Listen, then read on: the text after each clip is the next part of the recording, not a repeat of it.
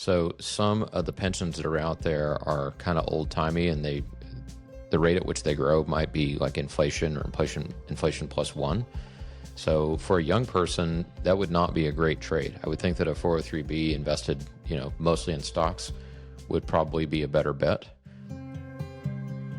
Welcome to the Physician Family Financial Advisors podcast, where physician moms and dads like you can turn today's worries about taxes and investing into all the money you need for retirement and college.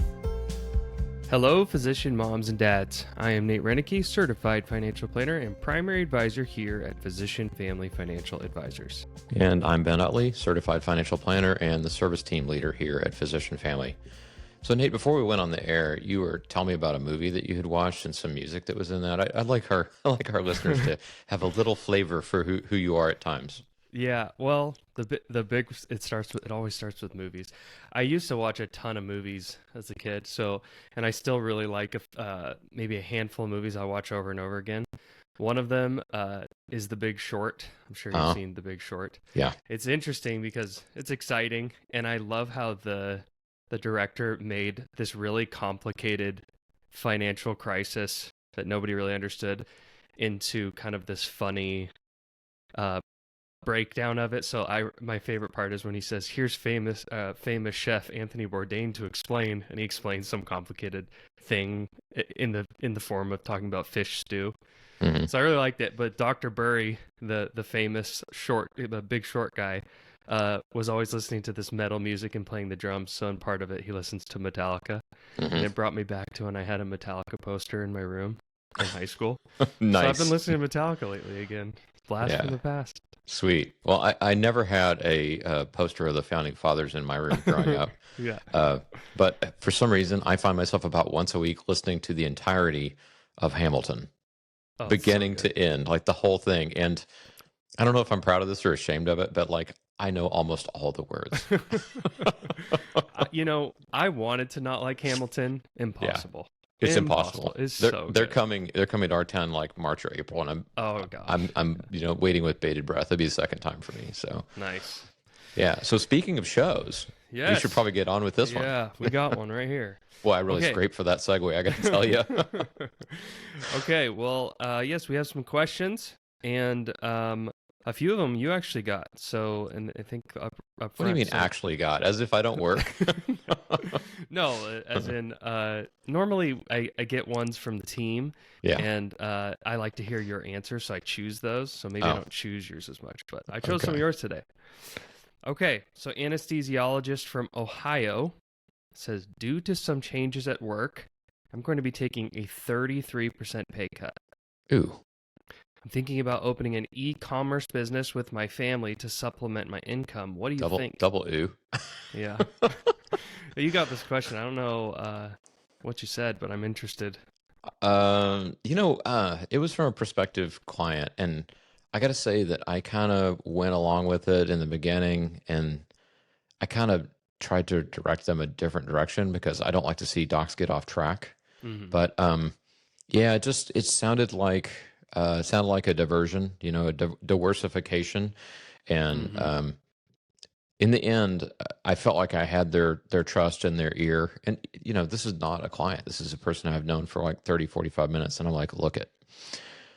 Every time I've seen a physician do this, it just does not work out. Mm. And I mean, the amount of money that they were hoping to make in the e-commerce business was about 3 or 5% of what they were making before. So it wasn't even going to fill the gap. Right. It was more for to stave off boredom and that kind of thing. And I said, look, you need to double down. I said, you need to go to war with the team that cut your pay. There's some politics involved. It wasn't pretty. I said, you need to lawyer up and figure out what your rights are and fight for your rights. I said, you love being a doctor. And this is true. She said she loved being a doctor, and she didn't really want to take the pay cut, but the administration where she worked was just being jerks. Mm. You know how it is. New administration, new rules. Everything's fine until they come in and they have to break everything, right? Right. And I said, you need to figure out what your rights are in this situation and game up. And I said, take that top-notch brain that you have. I'm quoting Hamilton again. Take that top-notch brain and focus it on this problem rather than running from the problem. Yeah. And by the time the call was over, I didn't have a client, which is fine, but I felt like I had made a little dent in the world of medicine, and certainly for that family.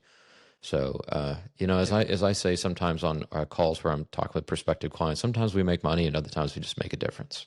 Yeah, that's good. Yeah. Yeah, and it honestly, I think when I read this question, I was thinking it would still take a top-notch brain to do well in any side business. I think that is really the big lie with side businesses or businesses in general. Well, I have to tell you that there is no side business. There is only business. Right. And Exactly. I'm looking at like a mom who's got 2 or 3 kids. She has a husband who's in practice, and busy and then busy and busy. And I'm like, you want to start a business on the side of that? I mean, geez, I put in 50, 60 hours a week. Yeah. That's not a side business. No. And that's with any business. So. Exactly. Business is always busy. Exactly. Yeah. Okay. Next question's from a neurologist from North Dakota. It says, I am 43 years old. And I'm freezing my butt off. Yeah, right. And I want to begin optimizing my income taxes for when I retire. What do I need to be thinking about today? I would say knock it off. Yeah. knock it off. Yeah. Yeah. You can't optimize your income taxes when you're 43 and you're retiring in your 60s, because that's 20 years. Mm-hmm. And I mean, just think about the tax law changes we've had in the last 2 decades, right? We've had at least 2 major changes in the tax code, and a million minor changes in the tax code, from like mandatory retirement distributions, MRDs, have changed. Contribution rates have changed. Taxation has changed. Taxation at the state level has changed in many states. So it's not going to be possible to do retirement planning, income tax planning for when you're in retirement. Mm-hmm. So, yeah, I mean, what you do is you optimize now. You pay the least taxes that you can now over the course of your life. So, Yes. like an example of this would be with Roths. Pretty much nobody who's listening to this show should be making a Roth 401k contribution, right? Pretty much everybody who's listening to this show should be making a traditional 401k contribution. Mm-hmm. And those that are out there making that Roth contribution are like, well, I don't want to have to pay taxes on it later. But by doing that, you're going to pay more taxes now than any other way. So the only exception is for people that for some reason are in a super low tax bracket now and plan to be in a super high tax bracket in retirement. That's not common with physicians. Most docs are going to be in the top marginal tax bracket during the peak of their career, 30s, and then they're going to be in the 20s when they retire. And here's the kicker, right? So let's say that you are living in a high tax state like I do, Oregon or New York or California, New Jersey. I could go on. If you're living in one of those high tax states, and then let's say, for instance, you retire in another state that doesn't even have an income tax, Florida, Texas, Washington, I believe Alaska. I mean, then you sidestep all of the income taxes. So you've really shot yourself in the foot by doing the Roth contribution to your 401k here. So moral of the story is optimize your taxes today and don't worry about what it's going to be in retirement. Worry about having enough money on an after-tax basis, which, drinking game, requires planning. Right. That's you said exactly. I had a cute way of saying this. Okay, let's hear it. I was going to say, thinking about optimizing your taxes in retirement isn't the optimal way to look at this. Oh, that is so funny. Yeah, but I was thinking the same thing. I mean, you basically, you're looking at this as a lifetime tax bill, and you're just trying to lower it. Yeah. So optimizing your taxes in retirement doesn't logically make a lot of sense. You want to optimize your taxes every year, which requires some focus every year. I got one for you. Okay, this is another cutesy way of thinking on it. Mm-hmm. You have a 1-year-old child, and you want to optimize their life outcome. Now, anybody who's had kids for 20 years, like I have, realizes you don't optimize anything. You think you're optimizing, and sometimes you're screwing it up, sometimes you're getting it right, and sometimes you're just way off base. Mm-hmm. That is what it's like to try to optimize your tax bill 20 years in advance.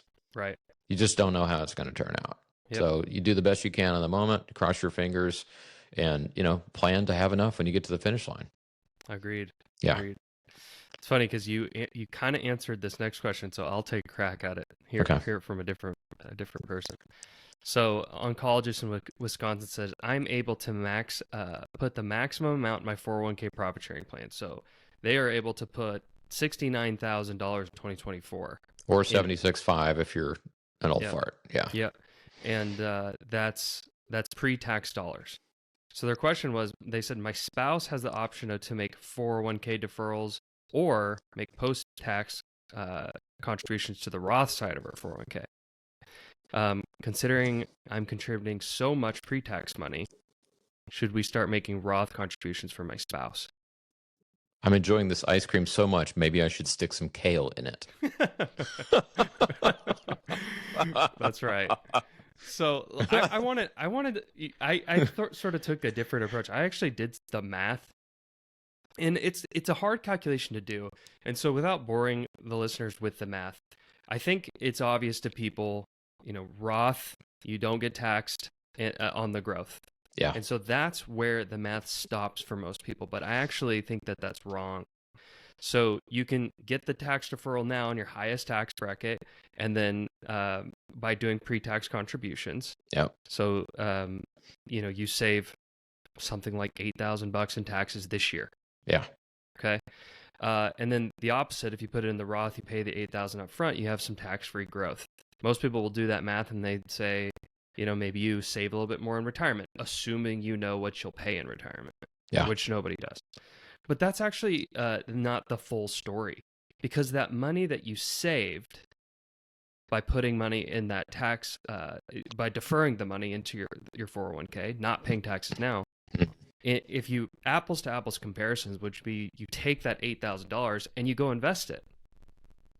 Yeah. Right, so you saved $8,000 in taxes. Now you have more money to invest. That's the full calculation. Well, here's the long and short of it. Okay, Mm-hmm.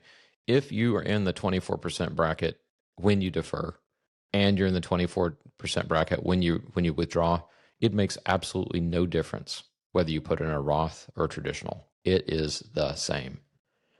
Mm-hmm. This Roth versus traditional thing is not a matter of whether to pay taxes. It's a matter of when to pay taxes. That's what you're choosing. You're choosing when to pay these taxes. And if you're asking me, I want to defer taxes when I'm in the top rate, and I want to pay taxes when I'm in a lower rate. And that's all this is. It is no more complicated than that. Mm-hmm. But unfortunately, that senator from whatever state he was from, Mr. Roth, it's always a guy, unfortunately, they laid his name on several different things, from, Roth IRA to mega backdoor Roth to Roth 401k. Some Roth is good, some Roth is bad. We have a whole episode on this. Mm-hmm. Roth or right. Yeah. So it's not hard, but if you get wrapped around the Roth pole, you're going to get all screwed up. It's a matter of really, you're just choosing, when do I want to pay my taxes? Right now, my peak earning years, I don't want to pay taxes now. So you go traditional. Yep. Yeah. Okay. 2 more questions, Ben. Get that kale out of your ice cream, kids. Yeah. We're going to do 2 more, okay? Yeah. Okay. Spouse of a cardiologist in Colorado. I was previously self-employed and have a solo 401k that I have funded during that time. I am now a W-2 employee. What should I do with my old solo 401k? You want this one? Or you want me? Yeah. I mean, I'll start. Let's speed it up. Yeah. You have a couple options. I mean, you can leave it there. Yeah, That's absolutely. Option number 1. And, if it was set up at a good custodian, you have good investment option with low fees, there's nothing really wrong with that. Mm-hmm. But you kind of want to consider whether or not you're ever going to go back to self-employment. Yeah. Right? If you're ever going back, you should leave it. If you know for certain you're not going back, you can look at your 401k or 403b at your new job and kind of do some comparison about where you would like this money to be. And if it's better, or let's say it's the same, well, you might clean some things up and consolidate to one account. Yeah. But it's no more complicated than that. There's no other tax considerations. It's just, do you want this account to stay alive so you don't have to open it again in the future? And which account offers lower fees and better investment options? Yeah, exactly. That's what you're looking at. Exactly. I took some CE the other day, and they covered the ethical rules around this, because the Department of Labor has some very important things to say. A bit of a middle finger to the insurance salesmen who are doing the rollovers. From the DOL, not from me, of course, because I love insurance agents. But basically, they said there's 3 things you can do. You can leave it there, you can cash it out, or you can roll it over. Mm-hmm. Leaving it there, not a bad option, unless you're not going back to that self-employment. And if you have more than $250,000 and you have to do the 5,500 filing every year, which is somewhere between $500 and $1,000 if you pay somebody to do it. Mm-hmm. So, leaving it there could be a good option. Cashing it out, generally a terrible idea for everybody's listening here. And roll it over. And if you roll it over, you've got two options. You can roll it over to an IRA, or you can roll it over to an active retirement plan if they allow it.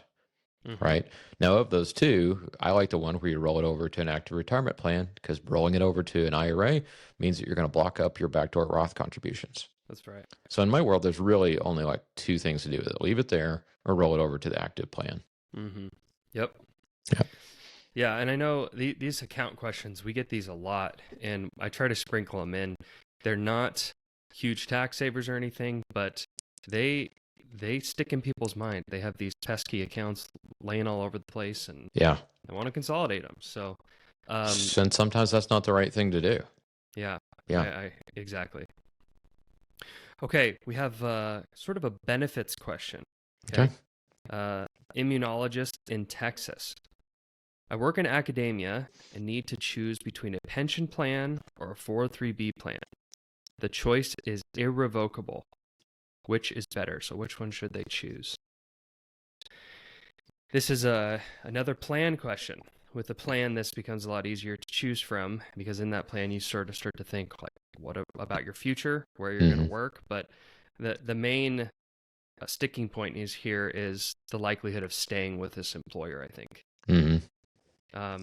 If you plan on leaving, the pensions never really amount to much if you leave, in 5 years. Yep.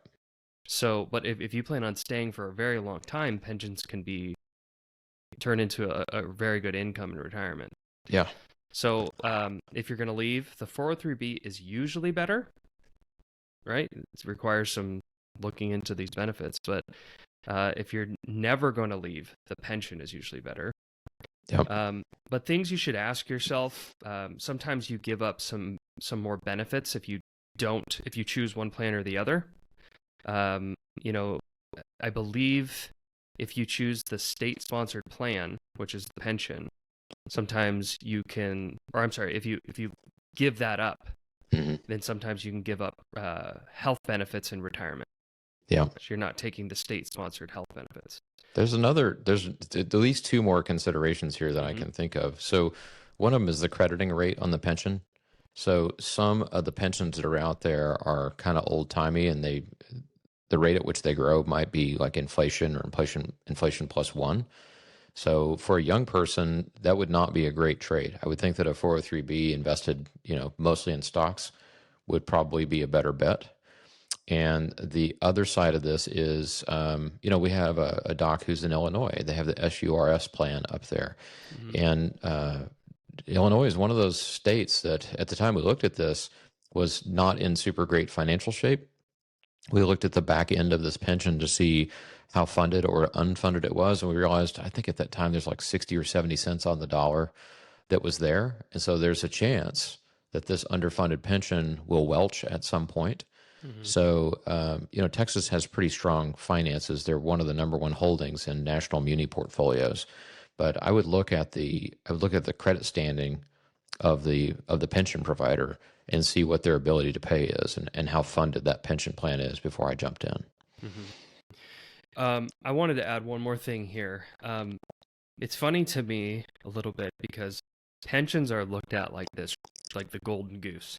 Oh, my dad had a pension. Oh, so he's set for life, right? But annuities are looked at like this disgusting thing that nobody should buy, at least in our world. Right. But the way that a pension acts and the way that an annuity acts to a physician is essentially the same. Yeah. So if you're on the fence, like let's say you did some calculation, you're like, I think it's about the same. You should certainly take the 403b because the pension goes away when you die.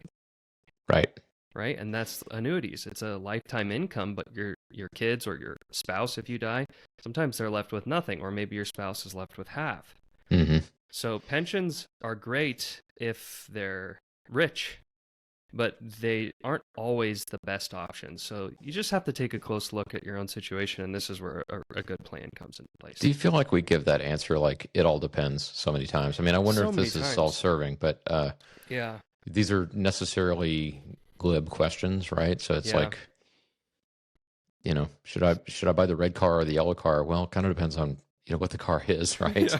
In terms of getting the details. So but the factors to consider, right? That's what we Yeah. can show up on the show is the credit quality of the pension, costs and benefits of the 401k, how far you are out from retirement, whether or not you're going to stay at that employer. I can think of a couple other things that go on: crediting rate, potential returns, rollover options, settlement options. It's I see this question on a pretty regular basis. It's complicated. Yeah, I want to actually say something about that before you take us out. Okay. My goal of this show is to have a nuanced approach to all these questions. Well, thank God we have a goal. Yeah, right. But that really is when I think about these questions, and I think most financial advisors wouldn't really have a nuanced approach. Most financial advisors would say choose a 401k so they can roll it over into an IRA someday. Yeah. And we have structured our situation so we don't have to do that. And Yeah. so while we don't have these big headline answers, one is better than the other, and we're making a big statement that doesn't apply to everybody. Yeah. I'm hoping that the listeners will hear a nuanced approach, and they will think twice and basically just go back and, some of my favorite answers are like, these are the things to go consider, because we can't consider them for you without talking to you. Go think deeply. Yes. Go meditate on pension versus 403b. Okay, crunch some kale and think about your pension. Yeah. Nice. Okay. Well, we're financial advisors. We love our clients. We like new clients. If you'd like to chat with us, all you have to do is hit the website and click the Get Started button. So that's physicianfamily.com/start. If you're not quite ready for that, you can send us a question to podcast@physicianfamily.com. We answer all the questions that we get. Only some of them we put on the air. So until next time, folks, remember, you're not just making a living, you are making a life. Thank you for listening to the Physician Family Financial Advisors podcast. Are you getting all the tax breaks you really deserve? To find out, get your copy of the Overtaxed Doctor's Retirement Investing Checklist, available at physicianfamily.com/go. This show is for educational purposes only and is not personalized advice. Consult your tax advisor before taking action. All investments involve risk of loss. Past performance is no guarantee of future results. Read show notes for full disclosure.